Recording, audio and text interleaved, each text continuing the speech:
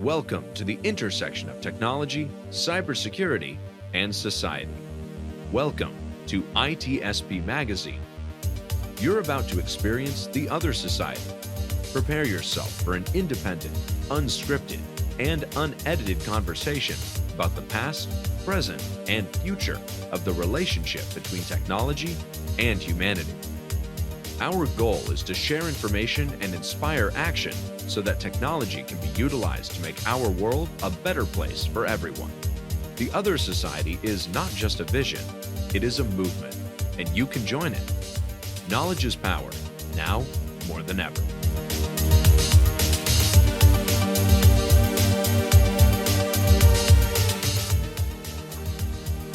Marco.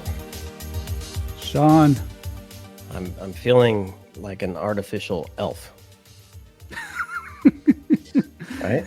Well, you know, I'm getting in the Halloween mood right now. So if you want to skip directly to Christmas, I'm good with that. Right. Yeah, let's go straight to Elf on the Shelf. You know, I was actually asking Siri this morning. I say, how far is Christmas? I say it's Christmas every time you want it to be.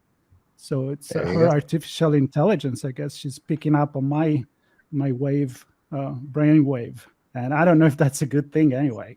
Well, it's whenever the AI tells you want it to be, which means it's whenever the people selling you crap tell you want it to be. So wait. So you're saying that my artificial intelligence being hacked? That's what you're saying? Certainly biased and written to take advantage of you. And I am just drinking. Sometimes not maliciously. I'm just drinking it up. Many times, yeah. There you go. You're drinking up. I guess. Wow, talking about drinking, sounds like we're drunk here. We are drunk. People are looking at the screen going, these guys. Bring me back on track. Attention to their guests. What a couple of a-holes. All right, let's bring you back on track. So I'll let you introduce the publication, the ELF, which is why I went with the elf joke. European Liberal Forum. We had the honor to work with Professor Luigi Martino to work on an article as part of the broader publication that he put out recently. And of course, Marco. Well, certainly I don't know much about anything, and I think you're right there. I remember we wrote an article, and we decided to focus on artificial intelligence and the relationship with cybersecurity. Yes. And the old publication that Luigi was following was either 10 contributors or something like that, 10 articles at least, some co-authors like ours and some not. And there was everybody could pick something that to make suggestion to the European community on how we could act on cybersecurity. I guess before it's too late. Some people brought in space security, some other privacy, some other like us decided to go with artificial intelligence. But because we don't know much about it, we talk a lot about it, but we are able to do so because we have such a great network of people. So these are the people, some of them that contributed to the article here on the show today on the Other Society, where we're going to talk loosely about that article. So I would say the topic is artificial intelligence and cybersecurity. How can they go together? How they should go together? And Sean, I'll let you introduce our guest. And one has to go really quick. So, I know. So priority. Normally I would start with her, but I'm going to end with her. I'm going to say Matthew Rosenquist is on, who's been a guest a number of times on the show. And it's great to have him back. Thanks, Matthew. Kevin McNish, who has been on the show and is also helping to lead some conversations on ethics and digital society as part of the Other Society series. And great to have you on again, Kevin. And both of you, thanks for the contributions. And certainly last but not least, Keenan Skelly, who contributed to this as well and is also a host of the National Blast here on ITSPmagazine, the podcast that digs into policy. So I suspect you'll cover some of that in the few minutes you have with us today before you tell us to F off. But definitely. So fly off. That's what, fly off. Yes, fly off. Rack off. I want to quickly. I mean, because you do a lot in the area of AI and XR, and it's hard to decouple these things, right? There's data driving all this stuff and algorithms and certainly policy for what's appropriate from a from a privacy perspective, and how do we protect people's information, and it's all interconnected. Some of the things you're working on, Keenan, that are related to this topic of combining AI ethics with cybersecurity. Yeah, all of them, basically. I mean, aren't we all in that kind of space now? Yeah, but you have a couple, maybe not an Yeah. arm's long list here, but maybe a few of the things you're involved with, so people can find you. So I think that, of course, there's the show on ITSP, the National Blast, which I definitely talk a lot about policy and legislation specifically for cybersecurity.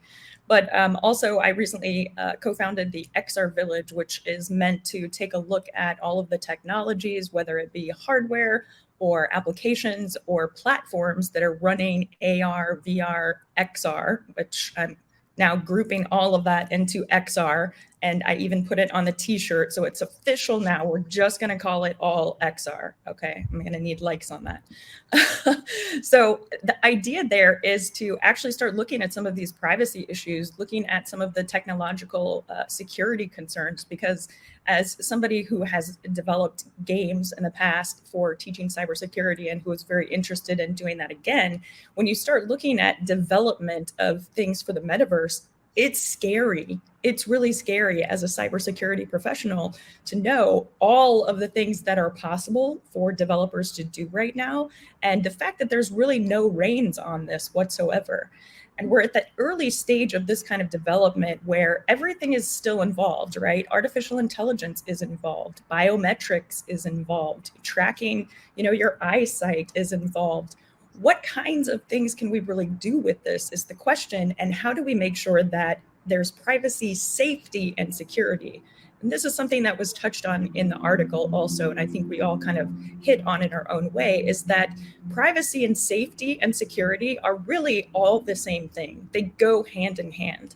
And that's something that I think Americans don't always remember because we haven't experienced it in world wars like Europe has and other countries. But it's still a fact, it's still a fundamental fact. So, And so Matthew, I want to go to you because what Keenan's pretty much describing there is the need to think about this proactively and thoughtfully before we end up in a situation that we don't want, right? So we talk about these things: X in design, security X by design, security by design, privacy by design. We're touching on the broader review of ethics in the European community and abroad and around the world. How about ethics by design? And I know in the article we present that we want to connect cybersecurity and ethics and privacy together. How do you see that kind of coming together? Well, whether we want to acknowledge it or not, they're already interwoven together. When you look at the realm of cybersecurity, and that's the security, the privacy, and the safety of things that are being developed, there's a certain ethical responsibility because the technology, the digital technology, the tools and services and devices that we use are becoming not only pervasive, but incredibly powerful. We talk about the data that it collects, yes, but it's also the influence that it has, especially on Marco, right? I mean, his Alexa can tell him, when to get up and walk the dog, and I'm sure he would do it. It's also controlling things such as our critical infrastructure, the delivery of food to grocery stores, our power, our oil, things that we buy at the store, things that we need, our healthcare, our defense, our government. So as technology becomes more pervasive and more powerful, it can be used. It's simply a tool, but it can be used for really good things, which we want it to, but it can also be used for really bad things. And when we talk about ethics by design, we're only talking about half of the story there, right? Because developers are designing that next tool or service or capability to do some cool functionality. And yes, if you have ethics by design, you're trying to make it ethical in what they're designing it to do, but it's not taking into account those brilliant communities that will take that, whatever it is, and misuse it. Use it for other purposes. Use it for malicious and personal gain and everything else to the harm of others. And if you only think about I raised my hand. Go. So I totally agree that, everybody that makes technology wants to make the world a better place, right?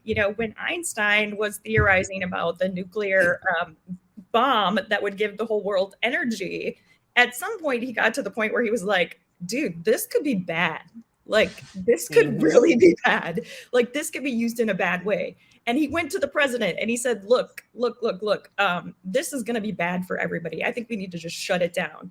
Now, obviously, we didn't shut it down and we continued on with that. And we saw the effects of how that happened. But there were people who were building it who knew. And I think in cybersecurity, we don't give cybersecurity developers enough credit anymore, right? I mean, they're being hacked constantly. Their stuff is all out on the internet because they get hacked all the time. Like, they're concerned about their security, even if it's for themselves or for their company. So I think we have to have some kind of built-in piece to that, where when you learn to develop technology, you learn to be able to spot if something's going to be harmful and what you can do to help mitigate that. You have to have that adversarial mindset. And unfortunately, a lot of developers and engineers don't, right? An engineer's mindset is, how do I solve problem A? How do I get from one side of the canyon to the other? It's not, how do I use that to do something really, really bad? And that's that adversarial perspective that we need to get more entrenched.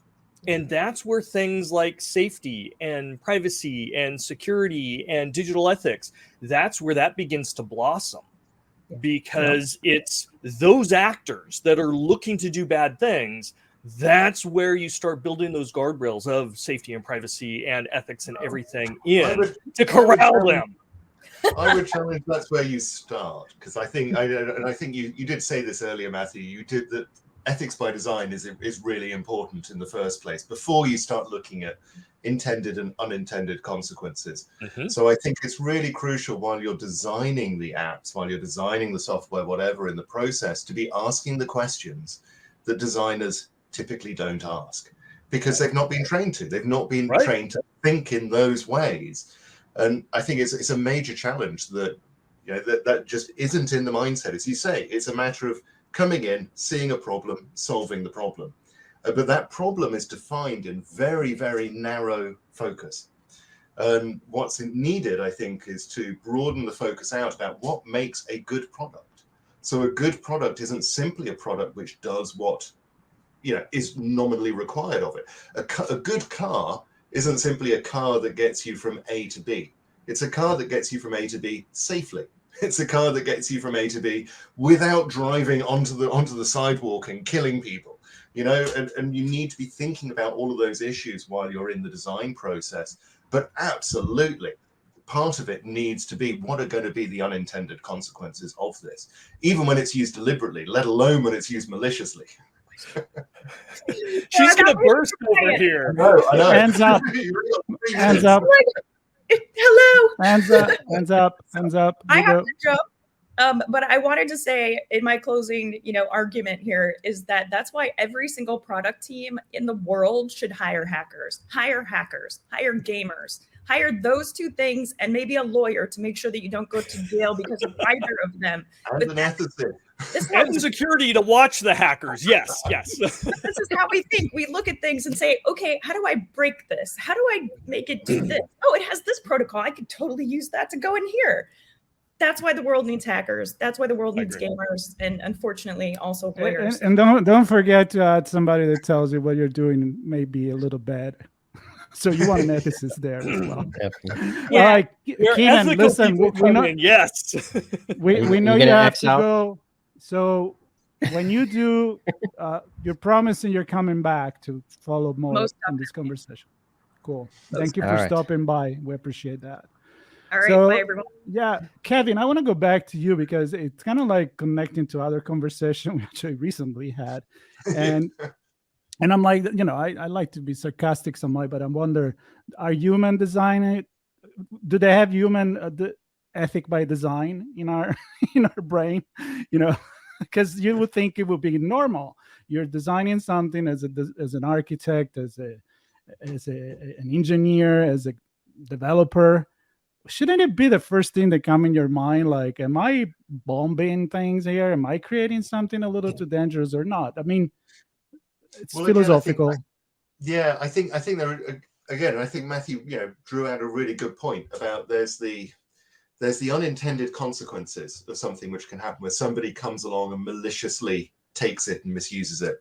But there's also the stuff where you're just simply not thinking along the right lines that can protect people along the way. If I give you an example about playgrounds, right? Back after the Second World War in the UK, there were a lot of bomb sites, understandably.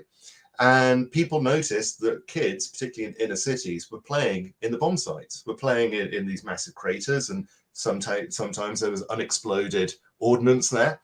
And so they figured, okay, we've got to go and sort this out. So all the engineers that had been working on planes during the war went and built play parks. But they were thinking about rough and tumble, kids going out there, mucking about.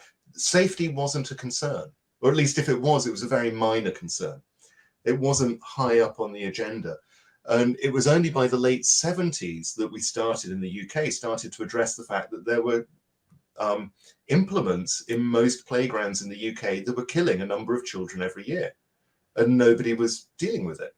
And so that finally started to be addressed. The development of the automobile, very, very similar. Originally, cars were developed with a fairly basic approach. And it's only with time that safety belts and side impact protection and bumpers and things like that were all added to the car. So if you're not thinking in that way in the first place, then you're not going to be addressing those problems, because quite often you just get excited by the solution that you're developing. And this draws me to, we've probably added, I don't know how many items to the list of things that people need to ask when they're building a product, right? I mean, we didn't even get into ESG, social governance, and the planet and climate change, and I don't know.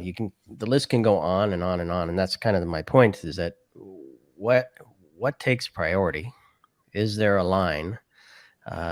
Keenan made the point that somebody raised a flag that said, so somebody thought about it, asked a question, answered the question, presented the answer, said, this is bad, yet we still went through with it. So I'm wondering how, I mean, it's a tough problem to solve. And I don't know, Matthew, if you have any ideas on this, just how do we, as businesses, let's talk from the business perspective now, how do we juggle that never-ending list of things we need to consider with bringing something to market where we know if we're late, somebody else is going to do it, perhaps unethically, and then we lose. We were going to bring it ethically, but they brought it unethically before us, and we don't have the market share now to do it ethically because somebody else did it.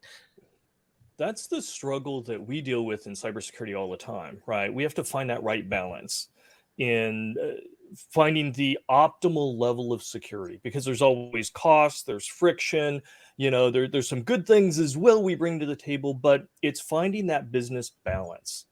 And if the conversation isn't had, you're lost, right? There's going to be ugly surprises down the road.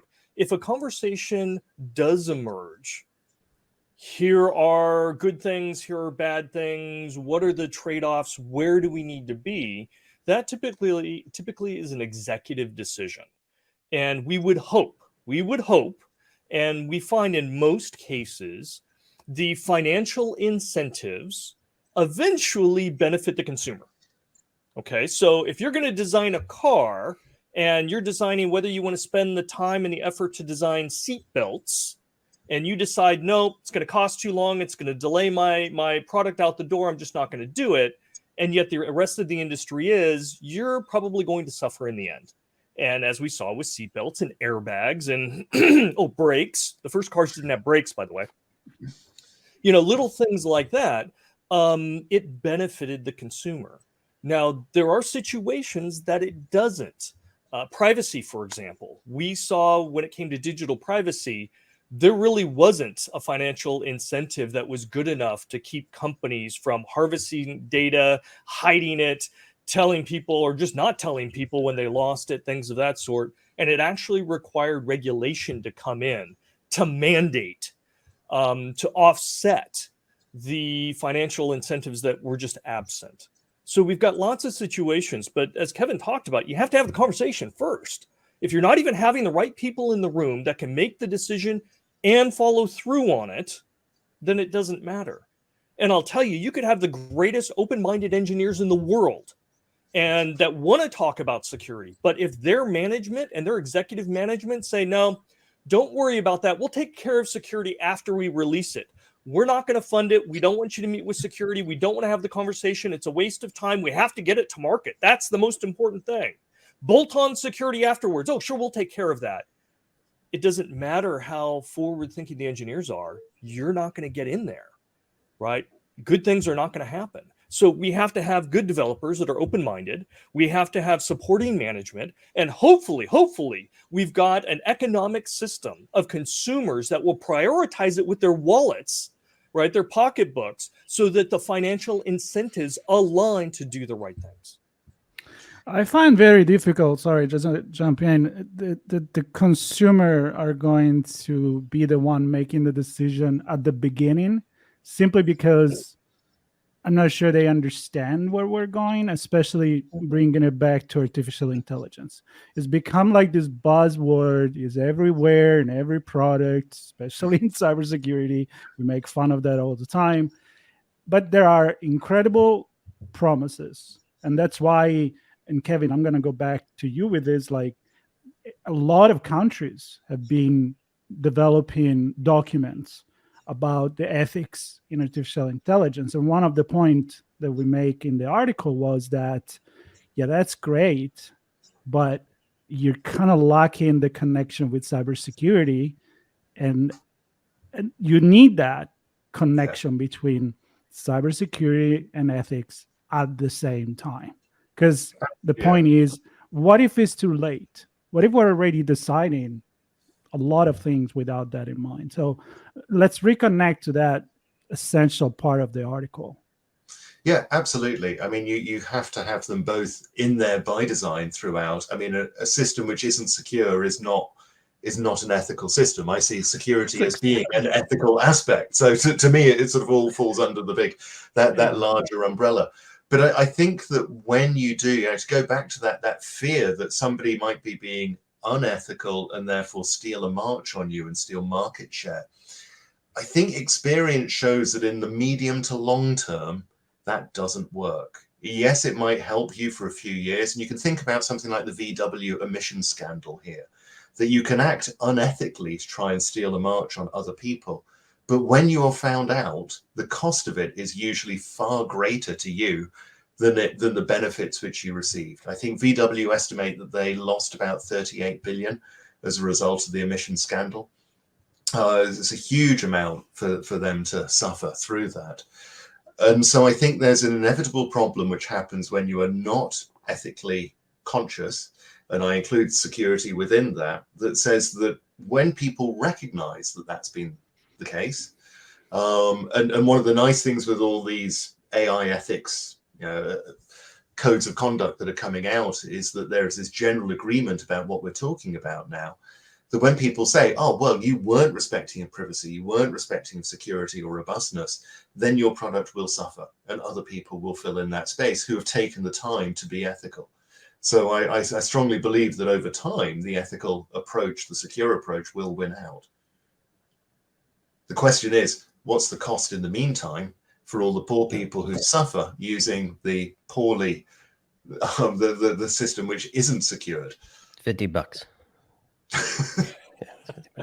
If that's it, if that's it, they're pretty fortunate. That's all. Hold on, let me write a check. or the cost for the few people that at the beginning were driving cars without brake. Precisely. Or those that bought the Ford Pinto, back in the 70s. That's so there can be some serious costs out there. Yeah. Well, and in the UK, with the cybersecurity attack we had with WannaCry, which took down the NHS, the British health system, took it down for several weeks. And that was running hospitals and administration for patients and so on. I mean, the lives were at stake. Yeah, one of the things that ethics and privacy and cybersecurity and so forth all have in common, from the consumer perspective and those companies that service the consumer perspective, it goes back to the first axiom of cybersecurity, where cybersecurity isn't relevant until it fails. And a lot of times the consumers really won't care until they feel the pain. And then, of course, they're up in arms, how dare you allow this to happen, and so forth. But it tends not to be relevant. And social media is probably the best example that we have. People were flooding social media with all their private information, even their social security cards and national ID numbers and everything else, birth dates. And it really didn't matter to them all that much until the ones started getting victimized. And the ones that were getting victimized, their credit cards stolen, their identities stolen, loans were being created in their names, all these kinds of things. That's when you started to have people go, whoa, I don't like this. And privacy became marketable.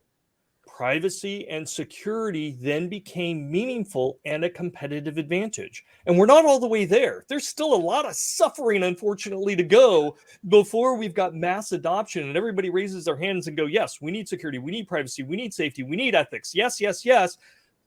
We're still traveling down that road and there's a long way to go, but we're on that road. And that, unfortunately, in my mind, is what it takes. Because even though Volvo, as an example, got penalized, they're a massive company and they've gotten to be a massive company during the time. And the amount of profits that they had during the time, the years, decades of that scandal probably is larger than the penalties they're going to pay. If we look at Facebook, who arguably has not managed data in an ethical way from the beginning, one of the largest companies in existence. So even if they change tomorrow and became 100% ethical, look what they've achieved by being unethical. So there is an advantage, and companies aren't lost on that fact. Executives are not lost on that fact. I'd rather be Facebook size and slapped with ethics and have to worry about that than remain a small company that's been ethical all the time. If profit is key, we've got some issues. But again, that's an ethical issue, right? When you put profit above, the goodness of others and yourself. That's where it comes back to your point about the regulation then, as you say, if the consumer will is not going to be sufficient. And this was the case again with the VW scandal, that if the consumer response isn't sufficient, then there needs to be regulation to follow up. And I think you hit it spot on, Matthew, with talking about the impact of GDPR, that nobody was taking data protection seriously until, I was about to say till 2016. They weren't. It was sort of midway through 2018, maybe even 2019, when the fines started, that people then said, yeah, maybe we need to start thinking about this a little more carefully. And that's in Europe. We're still not even there in the US. We haven't even started that. Oh, you got the CCPA. You're going down the right route at least. Yes. California, the only state that actually has privacy listed as a right. The only state out of 50. One out of 50. We're getting there. Who's right? Who's right? I'm not going to mess with that one. So I want to go to maybe kind of bringing this home, or to a point for our listeners and viewers to really understand what the possibilities are. In the article, I think we cover a few different things, like so there's, I guess with AI, for me, the main point is to bring decision making to bear at scale, right? So we can only do so much as humans. So we use AI to help us analyze information to make better decisions, or take certain situations and perhaps steer things a different direction. And sometimes the algorithms might get it right. Sometimes they might get it wrong. Sometimes they might be biased. So I guess one thing we point to is the algorithm could be compromised, right? Either with bad data or some injectable bits or code that changes how the algorithm does what it does and the outcome that it makes. The systems that it runs on could be compromised, so they could become unavailable or lack integrity, right? And the data that they're hosting could also become available or lack integrity. And there's kind of the flip side, which is that AI could be used to fight. Bad AI could be used to fight good AI. So kind of getting in the way of the AI doing what it should, and perhaps criminals using AI, maybe a fourth one, criminals using AI to scale their own offenses against good things or otherwise. So I don't know if either of you have any, maybe Kevin, start with you, an example of where that might come home to roost for some folks sitting at home or sitting at work. Wow. Which of the four? Because any of them could anyone. Because it's the thing we said earlier, AI is so, or at least the phrase AI is so ubiquitous now, but it does impact us in so many ways through our various Home Assistant apps. And I won't mention any names because about 3 units will spring into life in my study if I do. But, if any of those were compromised, the impact that would have to be able to turn on a microphone remotely, or through my reliance on a machine learning system which influences my sat-nav system, for example, something like that. If that were poisoned and that were impacted, you look at the number of people that follow bad advice on sat-nav systems. And yet, if there was some attack or some compromise on that, then that could be huge again as to how people drive, how they act, and so on. There are all sorts of, basically, you just think about any area in which AI is being used and influencing our lives at the moment, and then think what that would look like were it compromised.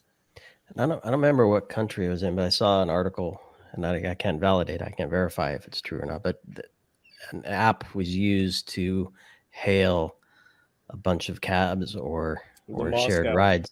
It was a Moscow. Okay. Yeah. Basically pulling a bunch of drivers into the same spot at the same time. I don't know if that was a compromise of an algorithm or just a compromise of or use of scale at some way. But I guess to me, that's an example of do that on a even bigger scale, and things can get really hairy real quickly. So somebody in London recently got a whole load of smartphones and dialed into a sat nav, a route finding app, a very popular one. Put them all into a trolley and then just pushed the trolley really slowly down this London street, which then registered that there was a huge traffic jam, and then started rerouting everybody all across the city other than this one street, just because this guy was just pushing it really slowly down. It's a very analog form of attack, but it's a very effective one. Well, that brings me back to one of our very first conversations, Marco, and this really brings it back to the ethics as well. Remember our conversation around autonomous vehicles, and if one is investing a lot in advertisement on a platform that also controls the traffic maps and if you are a premium member, maybe you get a better route than somebody that is not paying the premium to get. You're not paying the premium, live in a neighborhood that isn't paying a premium. You get all the traffic through your neighborhood because. I remember that. Now, these are all example, and I want to go with Matthew because I remember the last conversation we had was some prediction that you had for 2022 and way beyond it. AI attack was one of that. I remember clearly that. So I want to go there. But the point I want to make is the scale of risk that we have with artificial intelligence. It may not be, many people think artificial intelligence, think like, the Terminator, the robot that is going to invade us and rebel to our system and so forth. But the truth is that they're a lot more sneaky, and it's a scale risk, right?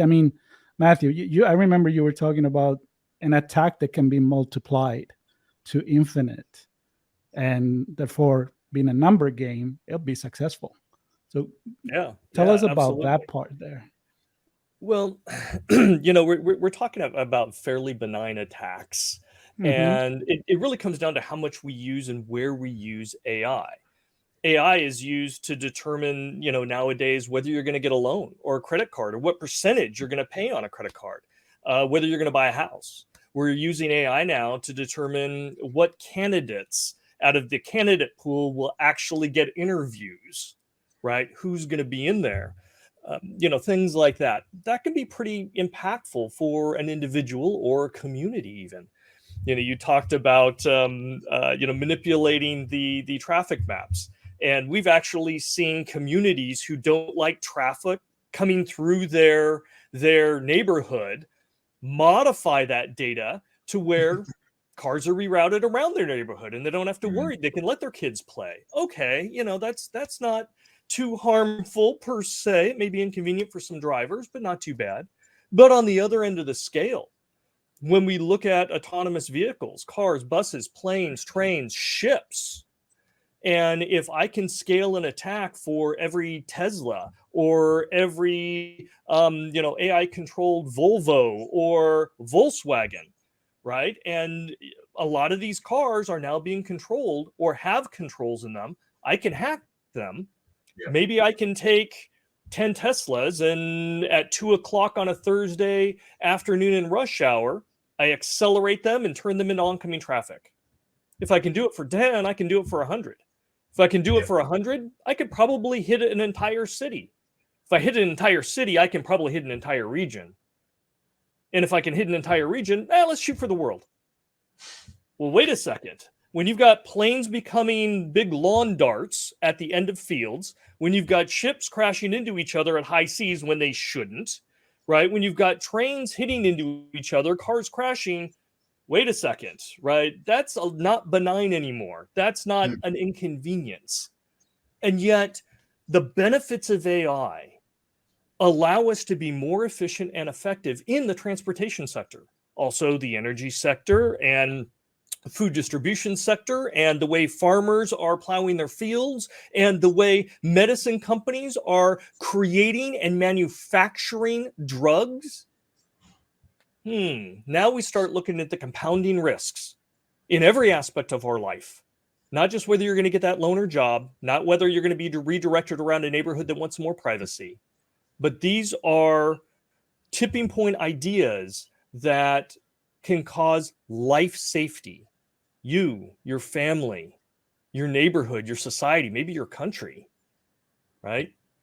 That's when the escalation begins to occur. And we want to address it before those really, really bad things happen. But I guarantee you, each one of those things, as horrific as it sounds, is power. And there are many people out there that seek power. So they will be pursued. It is human nature that they will be pursued. So I don't mean to be a downer or anything, but we have to look at the entire. Not at all. I'm like, no, not at all. I'm a happy guy. I'm a happy upbeat guy. So I advocate look at all of the risks. Let's not focus on only the super bad ones. There are a whole bunch of benign ones too that play in. But let's look at the entire spectrum, because what we have to do is, we talked about before, we have to find that optimal risk that we're okay with, based on the costs and the benefits and the friction and the security and all of that. We find the right target, and it may be moving, right? But we find the right target, and that's what we pursue. But in order to do that, we have to do what Kevin said. We have to have the conversations. We have to have paranoid people like me in there to say what's really bad, as well as other people to give the entire spectrum. And let's have that open conversation. Let's talk about what's right and what we need to do for everyone. Yeah, I like that, and I'm going to put the spot on Kevin here. Hopefully, not too difficult for you. Not necessarily the answer to the big problem, but how do we have those conversations? I guess is really where I really want to go, because we tend to compartmentalize things. So if we're asking questions around ethics, then there's a team of ethicists and people interested in that. They come together and they talk about it and they present something. Then there's cybersecurity, which may or may not be separate from risk, right? Which may or may not be separate from privacy, which may or may not be separate from R&D and the business value we're going to create and the markets we're going to penetrate and grow in. So my question is how, because the whole point of this article is, if you're talking about ethics, you should also be talking about cybersecurity specifically. That's what we're presenting in this article. How do we change, assuming businesses are talking about ethics, how do we change that conversation to include cybersecurity? Does it come together at the point of risk? Is that a common common term or viewpoint that folks can look at between the two? Or I don't know, how do we bring them together in a meaningful way? I think risk is certainly a good starting point. And as Matthew was saying, thinking about risk tolerance thresholds, how much risk are you prepared to experience? How much risk are you prepared to put up with, whether that's financial or whether that's in terms of life? If you're a government running a public transportation network or something like that, at some point you have to have the cutoff. And I think the question is, what are the elements that go into that risk matrix? Is it just money? Or is it just money and safety? Or is it money, safety, privacy? And then you can sort of add out from that, add those ethical questions into that. But I think the broader question that you were getting at there, Sean, is that question of how do we get everybody to that table? How do we have that conversation without this sort of siloed approach where we have the experts in their own respective fields? And I think there's obviously a large education piece to that, which I think will change, hopefully will change generationally. So for our generation looking at cars, we would be shocked to find a car that didn't have a safety belt in it. But my grandparents wouldn't be that shocked by it. We come to assume these things as normal. And so I think there's a long-term response. The challenge is, what do we do in the meantime? What do we do in the intervening 20 years before that generation enters the marketplace with those expectations? And I think there's a big challenge in bringing that sense of responsibility out there. I want to ask this question. It may seem silly, but I'm not in those conversations, so I don't know. So I'm going to ask it. When ethics are being discussed, I'm assuming there's a formal discussion around, are we doing things ethically? Maybe it doesn't happen in every organization. Yeah. But we kind of described it in the beginning as asking a set of questions. Mm-hmm. And I'm wondering, is that really the case, or is it presented and discussed as here's what we want? So a definition of the line we want to hold and achieve, which then the counter to that is, how do we ensure that we meet or stay on the other side of that line or hit that point? Is it more like that, or is it really both sides saying things can get really crazy, and both entities kind of looking at how to hold the line?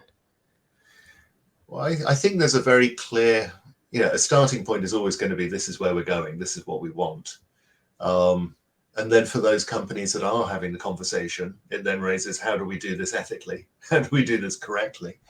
And along with that, hopefully, is this an ethical direction to pursue in the first place?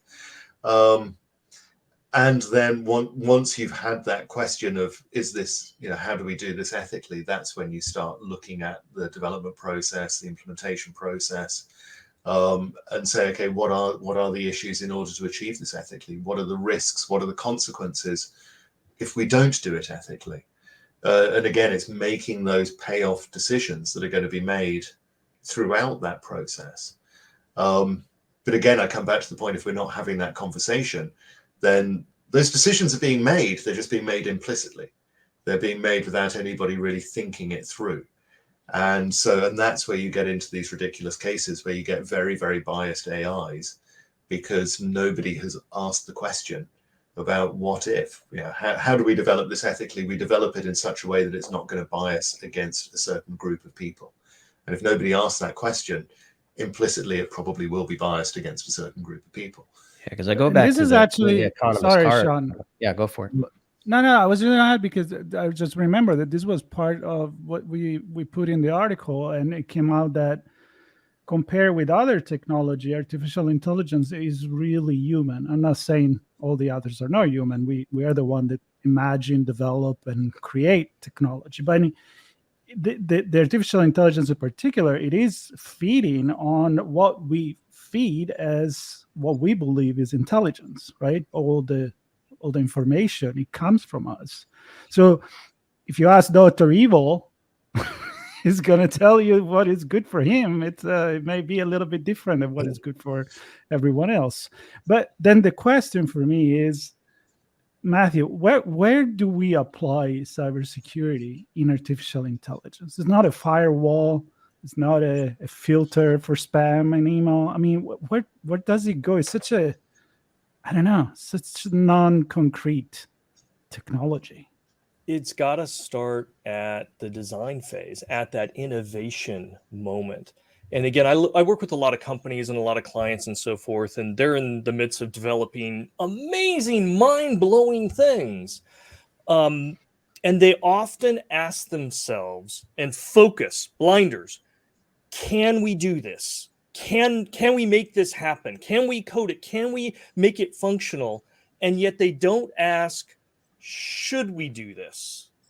So if you had a car manufacturer, right? And cars are filled with sensors, not only for road sensors, but also internal sensors and everything else. And if the executives go, you know what?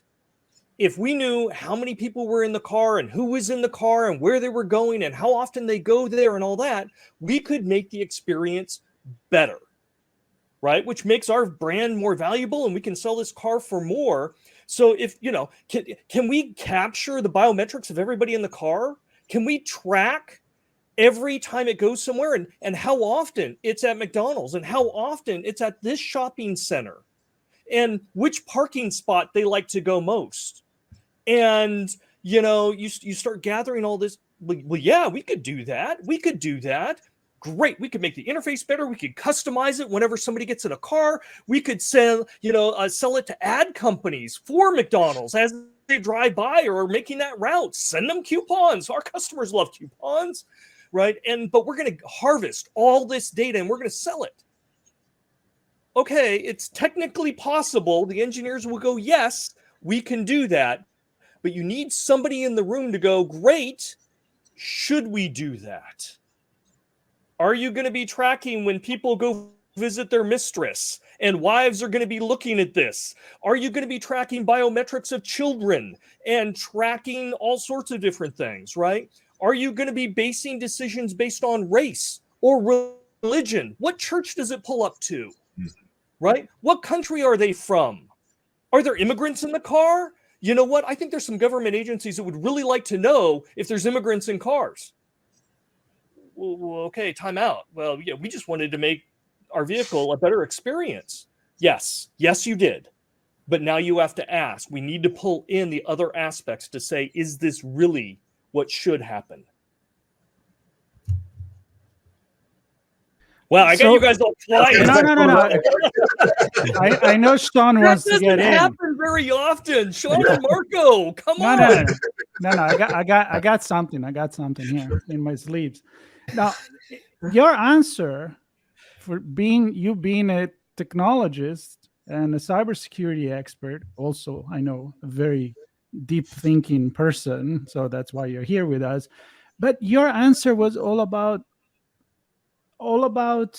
ethics. It wasn't you answered to a question that I asked you about what do we do from a cybersecurity perspective, and you answered me with ethics, and I love that. It's all tied together. Yeah, no, I know. I love that. I talked about privacy, right? I talked about security, because even if you do this and go, oh, we'll just make it secure, nobody can steal that data. Well, yeah, probably not true, right? So if you are going to do this, let's lock the data down. Let's make sure it can't get stolen. You can't use it. We've got internal controls that marketing can't come in on a Tuesday night, grab the database and go sell it, right? I mean, there's got to be security around it. What about if somebody then modifies the transactions that's going back as you're tracking the car or feeding it into the GPS? You're going to drive them into a field, right? Okay. They want to go to McDonald's and suddenly they show up at Burger King. Well, I guess I'm here anyway. Sure. I mean, if Alexa told you, Marco, you don't want McDonald's today, you really want Burger King, guess what? Where Marco's going, right? His Alexa told him to do that. In and out. And that's where the car drove him, apparently. I think the thing is, Marco, is you just need to accept it's all about ethics. You can't escape it. I'm all about that. Basically, whenever technology impacts on people or society or the environment, then there's an ethical aspect to it. And if technology doesn't impact on people, society, or the environment, what's it doing? You know, no, nobody would develop Nothing. It hasn't been turned on yet. so Should you we do can't it? avoid it. It's implicit to all technology and all technological development. And that's exactly the question about ethics: is just because we can do it, Matthew, should we? And that's where the ethics come in. Yeah. Sean, Well, come on. I had a bunch of different places I'm going to go, but I'm going to go here instead. I picked a different place. Burger King. Because we're getting in and out for me too. So, Matthew, the couple of examples you gave to me, you started to move off the confidentiality piece a little bit, but I think generally when people think cybersecurity, they, especially people at home, they think privacy, which then means confidentiality. And there are other elements to cybersecurity in addition to confidentiality. And you briefly touched on the integrity piece. If a transaction is manipulated, or the data is manipulated, or if the algorithm is manipulated, that can impact positively or negatively the outcome of the decision the AI is driving, which could impact society. The other is availability. And even so, denial of service, or the data gets taken offline, or not all of the data is there, so you're getting a partial picture. That aspect can also change things, which if you wrap those all together and things are making decisions for us, it boils down to trust for me. So how do we trust the systems that are being developed? Is because the engineers say, you trust me, right? So you trust my stuff. Are there ways to validate it? So the slightly different angle here. I don't know that we touched too much of it in the article, but just kind of what's the overarching or overview of auditing this stuff? Do we see any movement in that direction for, even if there are no policies or clear guidance or laws, do we have ways to validate or test the level of trust in these things? Is there enough visibility? There's not an easy way. There's always some type of test that can be done or derived, but typically it's at such a granular level that it's not like you, I, or a consumer can do it. At the consumer level, trust is best related towards brand, right? And some of the very smart companies out there are working that angle. Apple, for example, if you look at their ads, right, they're not talking performance of their chip or number of colors, or they've been talking about privacy. They've been talking about their ecosystem. Trust us with your data. We're going to protect it better than our competitors. And that non-traditional competitive advantage is helping them. So this is where it gets back into, are the financial incentives there? So it's a long road to get to that point. And one thing we haven't talked about is that investment by management of that company. Let's say that car company, again, thinking, can we do this? Having the right discussion. If you go in, no, it's all bad, they're thinking, somebody tells me it's all bad and marketing says we're going to get this much revenue. Which one am I going to do? And, the people, if I just go in and say bad things all day, I'm not going to be invited to the next meeting. I guarantee it. So it's a matter of shifting the viewpoint and having a constructive conversation, which means you talk about the risks, but you also talk about the opportunities. Hey, wouldn't you like that non-traditional competitive advantage that Apple has? Well, guess what? Look at Volvo. Volvo makes the most secure cars in the world, right? They built their company with that idea of safety, right? How can security, privacy, safety, and ethics help your company, your products differentiate itself, bring in more revenue, increase market share, increase margin, raise average selling price? Because it can do all of those things. I go into a meeting like that, and now I've got the interest. I've got the interest of the parties there. But it takes the company to make the right decisions and invest in them, And then that eventually manifests into the goodness of the end users downstream. But it's not something we normally do. Unfortunately, people in my organization, in my industry, we talk about the bad things first. I'm going to tell you about all the scary things. These are all the nightmares. When in fact, we need to have that balanced approach in showing the risks and the opportunities. Yeah, and I see an opportunity here for cybersecurity perhaps to ride the coattails of ethics, right? Get in there on those conversations. Because to me, it sounds like in the two examples we just covered, Apple and Volvo, those were ethically driven visions that creates a set of values that those companies live and breathe by, right? And therefore their R&D and their operations and perhaps everything else kind of follows those values, and then creates a product that also follows or meets those values. So is there an opportunity here for cybersecurity to kind of attach itself to that? I don't know, Kevin. We all started. Everybody here started by saying, all the experts said, it's all integrated. When you look at privacy, you look at ethics, you look at security, you look at safety, it's all interwoven. In fact, I would argue you can't tease them apart. They come as a package deal. So yes, we're all together. We all win together in a the privacy question and is, ethics, or we lose together. Okay, maybe the better question is, are companies just not doing things ethically? They're not asking the questions, because there are very far and few between the number of companies that present themselves like the two examples we just provided, right? Which either tells me that stuff's not bubbling up, it's not important, or companies just aren't doing it. I don't think the decisions are being made, right? I don't think the conversations are being had because you don't have the experts in there to be able to make those discussions meaningful, right? If you bring Kevin in and have Kevin talk to your C-suite and your board, now you're raising the level of awareness around ethics, right? And maybe even a smidgen of privacy and security and everything else, because again, they're all tied together. And maybe they bring someone like me in and I'm going to focus on security, but I'm also talking about ethics and privacy and everything else.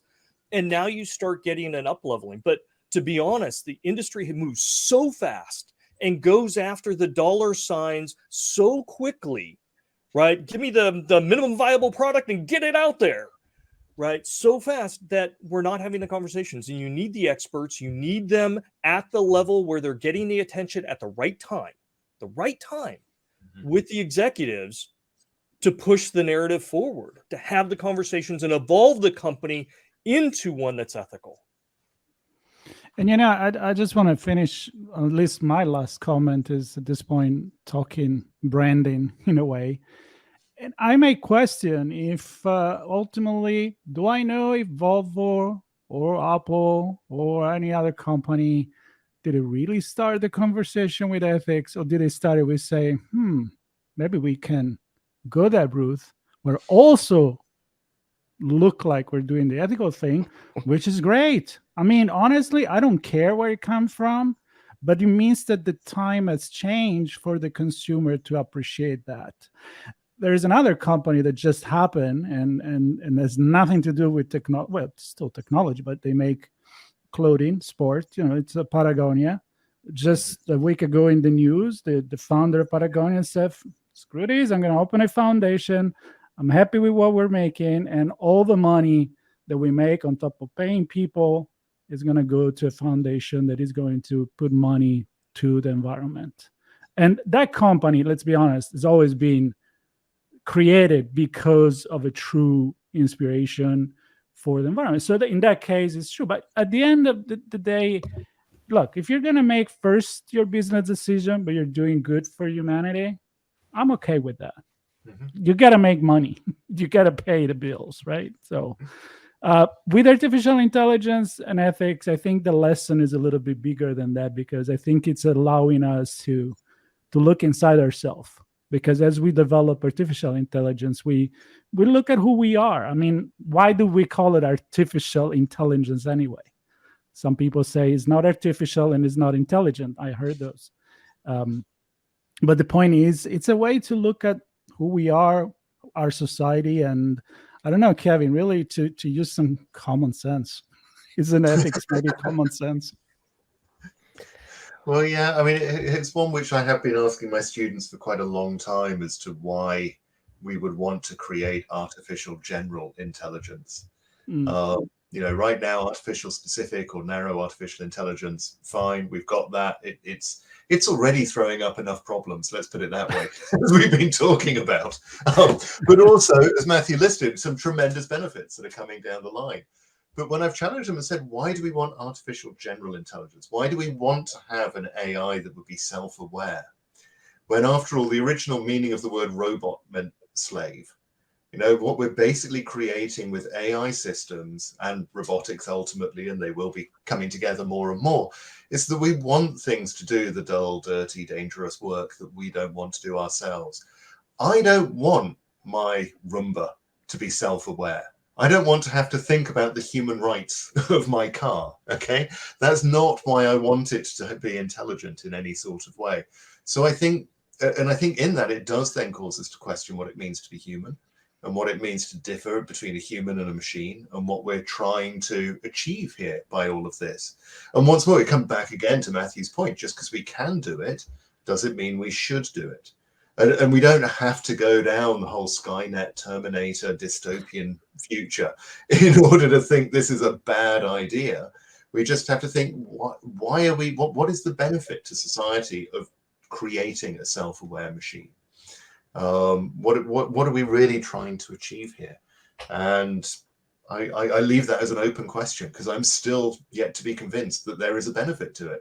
It's $60, $10 more than the 50 cost. If that's the only benefit to an AGI, then I think a lot of people need to stop developing it now. That's right. And I'm gonna take this opportunity. I mean, we've been on for an hour. I knew this was going to go long, and I'm happy we had this conversation. Not the end, of course. We have many on the topic of digital ethics. Kevin is helping to lead the charge on a number of those conversations. This one be included as part of that in the other society. I want to kind of close because this particular conversation driven by the European Liberal Forum article that Marco and I wrote that Matthew and Kevin and others contributed to. And in there, we have some recommendations and we cover some of the things that already exist. I'm going to go back to your point, Matthew, about the minimal viable product, the MVP. This can be a difficult task, right? Looking at ethics and combining and bringing in cybersecurity and having that conversation in a meaningful way where you actually do something with the output of it. Don't try to boil the ocean with that. You follow the MVP rule for this as well. There are frameworks and standards and guidelines and other documents. You may not agree with everything, and it may not all apply to your particular sector or type of implementations you're working on, but at least it give you some baselines to have the conversations, understand what you're talking about in a common way, and perhaps start to take a few steps toward an ethical and secure AI system that it seems like every company has now AI in their system. So, yeah, I guess my point is, don't just listen to this and go, "Oh, that was interesting. I'm going to go off and build my MVP product." Take this in as an MVP call to action as well, and fold that in. So, with that, I want to thank Matthew and Kevin for joining us for this conversation, and to Keenan, of course, who is on to help kick it into gear, and she contributed a lot to this piece. All the other contributors for the article, which we'll include in the show notes. And we invite everybody to stay tuned to the Other Society here on ITSP Magazine for more conversations like this and many other topics of categories. So thanks again, everybody.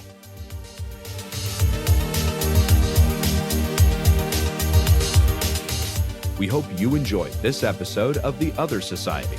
If you learned something new and this discussion made you think, then share ITSPmagazine.com with your friends, family, and colleagues.